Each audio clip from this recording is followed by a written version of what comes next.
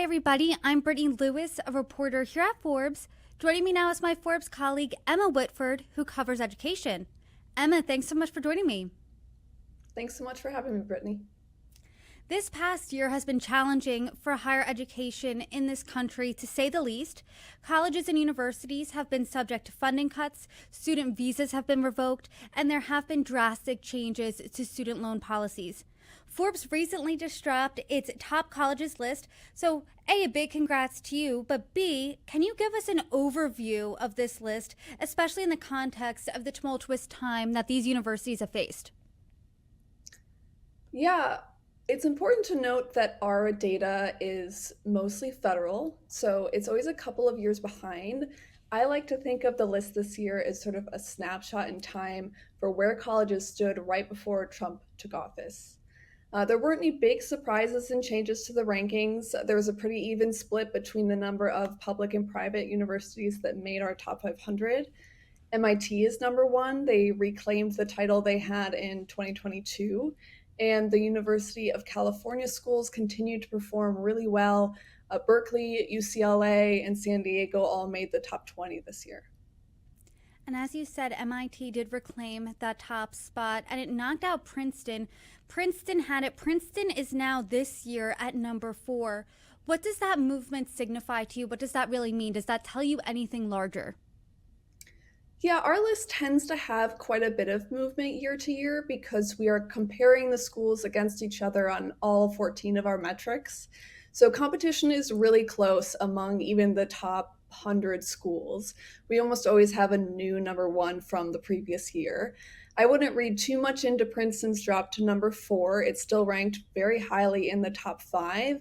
It just means that MIT sort of had the edge on some variables that Princeton didn't. For example, no one really compares to MIT when it comes to postgraduate salaries, even for early and mid career graduates.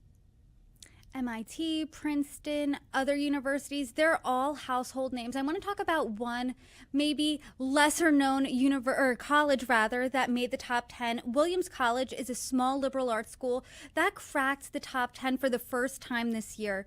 Does that reflect a larger trend? Talk to us about that placement. Yeah, there's been a handful of elite non Ivy League liberal arts colleges that are getting a lot more attention lately because the Ivy League itself is drawing a lot of criticism. Williams is one of those schools. It's been a really great school for a long time, but they're starting to show us now that they can compete with the Ivies when evaluated on things like graduate salaries, student debt, return on investment, and alumni influence.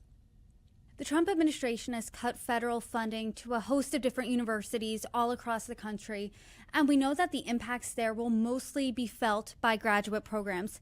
I am curious though, will undergraduate schools with a strong emphasis on research, will they feel those cuts too? Are they vulnerable? Yeah, any school that receives any federal money for research is going to feel an impact from those cuts. Undergraduate only schools tend to focus more so on teaching and less on research. So they might be not be reliant on the federal funding in a way that a school like Johns Hopkins University is reliant on it. I wouldn't go as far to say that the undergraduate schools are safe. They're still being hit from so many different angles, but they may be less impacted by these cuts specifically. And we've heard of some colleges on our list, like Stanford and Northwestern, laying off hundreds of its staff and then citing Trump's policies and the federal funding cuts as reasons to why those layoffs did occur.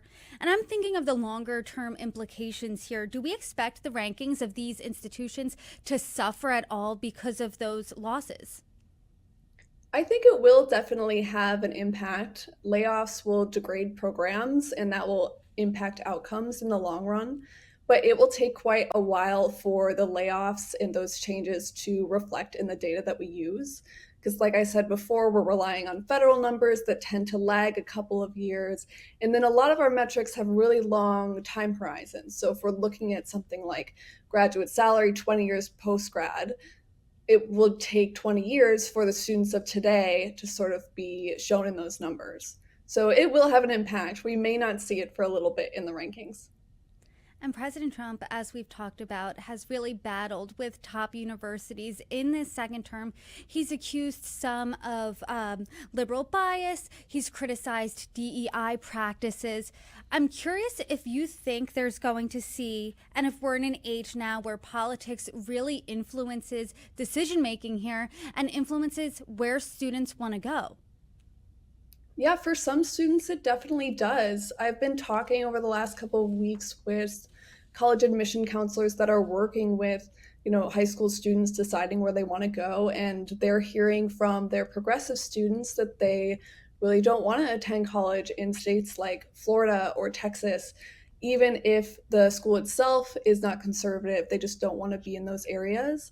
And then on the flip side, conservative students who are worried about um, more liberal student bodies or want a more balanced sort of campus culture, they're looking to schools like Emory, Duke, and Vanderbilt, and Dartmouth, which are all really great institutions, but aren't as politically charged right now as like Harvard and Columbia are.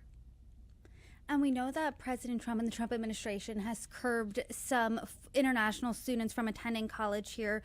Has the decline in international student enrollment or even the fear of visas being impacted, will that impact rankings, or do you expect that to impact rankings in the future?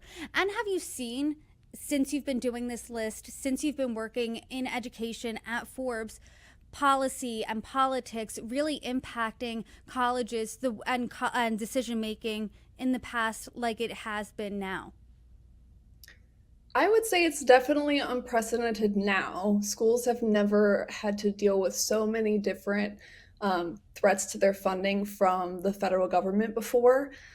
International students is a really big one.